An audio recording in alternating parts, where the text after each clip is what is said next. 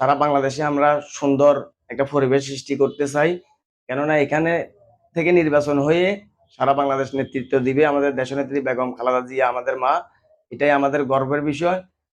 তো আসলে আজকে লাইভে আসার কারণ হচ্ছে যে এটা আমরা আসলে গ্রুপিং সৃষ্টি না করে ইদানিং কিছুদিন দেখতেছি, বেশ কিছুদিন কিছু দুষ্কৃতিকার সমালোচনাকারীর কারণে আমাদের জাতীয়তাবাদী বিএনপির অনেক ক্ষতি হচ্ছে, গ্রুপিং সৃষ্টি বেশি হচ্ছে। তো এই গ্রুপিং সৃষ্টিটা যেহেতু না হয়, আমাদের রফিকুল আলম মজদু ভাইয়ের কাছে আমার আহ্বান থাকবে কর্মী হিসেবে, এবং স্বপন ভাই, হোসেন ভাইয়ের কাছে আহ্বান থাকবে, আব্দুর রসুল গোলাপ ভাইয়ের কাছেও আমার আহ্বান থাকবে, আপনারা সবাই আগের মতন সুষ্ঠু সুন্দরভাবে ফুলগাজী উপজেলাকে একসাথে কাজ করার জন্য আমি আহ্বান জানাবো।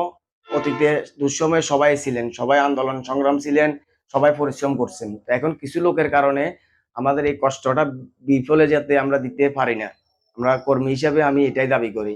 তো ইনশাল্লাহ সামনে আমাদের তারেক রহমান স্যার আসতেছে, আর বুকে অনেক ব্যথা, অনেক যন্ত্রণা নিয়ে সে দেশে আসতেছে, অনেক দুঃখ কষ্ট, অনেক লঞ্চিত হয়ে দেশে নির্বাসী হয়েছে। তো উনি দেশে আসতেছে সামনে। তো আসলে ওনাকে আমরা খুশি রাখতে হলে আমাদের ফুলগাজী উপজেলার সকল নেতৃবৃন্দুরা একসাথে কাজ করার আহ্বান জানাবো, যেন সুস্থ সুন্দরভাবে সবাই তারেক রহমান স্যারকে রিসিভ করার জন্য প্রস্তুত থাকবেন। রফিকুল আলম মজদু ভাই, গোলাপ ভাই, স্বপন ভাই, হোসেন ভাই, আদার্স অন্য যারা সিনিয়র নেতৃবৃন্দ আছেন সবাই আবার আগের মতন একসাথে কাজ করুন। একসাথে হয়ে তারেক রহমানকে দেখাতে হবে যে আমরা ফুলগাজী উপজেলায় খুবই শক্তিশালী, জাতীয়তাবাদী বিএনপির ভিতরে কোনো বিরোধ নাই। কারণ তারেক রহমান স্যার এই টাইমে আসি যদি তার নিজের যে যে এলাকা নিয়ে গর্ববোধ করবে, সেই এলাকায় যদি দেখে দে আপনার সমালোচনা আলোচনা, যদি ওই এই সমালোচনায় ওই ফেরাটা যদি আমরা আমাদের ফেনী জেলা থেকে যদি দিই, তো কিভাবে সে সারা বাংলাদেশ নিয়ন্ত্রণ করবে? তো এই জন্য আমি বলবো তারেক রহমান স্যারকে খুশি রাখতে হলে সবাই আসুন, আগের মতন আবার সবাই একসাথে কাজ করুন। আমরা দুঃসময়ে যারা সকল নেতৃবৃন্দ সবাই পরিশ্রম করছেন, সবাই জেল জুলুমে অত্যাচারে নির্যাতিত সবাই হয়েছেন, আমি কারোর আগে এক পক্ষে বলবো না, সবাই কষ্ট করছেন। তো এই কষ্টটা বৃথা না যাইতে দিতে হলে আমরা সবাই একসাথে কাজ করতে হবে। তারেক রহমান স্যারকে খুশি রাখতে হলে আমরা সবাই আবার আগের মতন এক টেবিলে সব সিনিয়র নেতৃবৃন্দরা এক টেবিলে আসি, তারেক রহমান স্যারকে রিসিভ করবেন, দেখবেন সে অনেক খুশি হবে।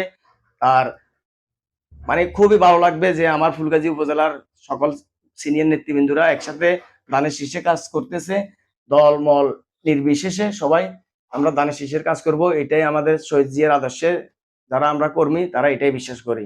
তো এই গ্রুপিং আর সৃষ্টি করবেন না, যেটাই হয়েছে মন কষাকষি, ভালো লাগা খারাপ লাগা, এগুলো আসলে বিভিন্ন কারণে হয়েছে। তো এগুলো আসলে সমাধান করি, সবাই আসুন আবার একসাথে কাজ করুন, দেখবেন যে সারা বাংলাদেশ আমাদের দিকে তাকিয়ে আছে। আমরা যদি ফুলগাজী উপজেলা নিয়ে যদি সমালোচনার ভিতরে থাকি, সারা বাংলাদেশ আমাদের দিকে তাকাবে, এমনি তাকায় অন্য স্টাইলে, তখন তাকাবে অন্য স্টাইলে।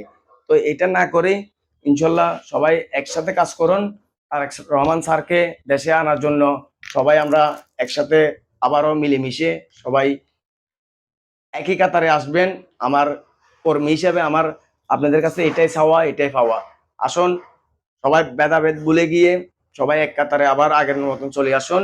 ফুলগাজী উপজেলার সিনিয়র নেতৃবৃন্দরা আপনারা সমালোচনার ভিতরে জড়িত হবেন না, কে বড় কে ছোট কি আসল বিষয় এগুলো এখন বিবেচনা করার সময় নাই। আবার সবাইকে একসাথে আনি, আপনারা তারেক রহমান স্যারকে রিসিভ করার জন্য প্রস্তুত থাকেন, তাহলে দেখবেন যে উনি খুবই খুশি হবে যে আমার ফেনিয়া 2 আসন থেকে দেশনেত্রী বেগম খালেদা জিয়া নির্বাচন করতেছে। এই নির্বাচন দিয়ে উনি বিপুল ভোটে জয় হয়ে সারা বাংলাদেশ নেতৃত্ব দিবে। তো এটা হচ্ছে পাওয়ার, বড় পাওয়া আমি মনে করি আর কিছু হইতে পারে না।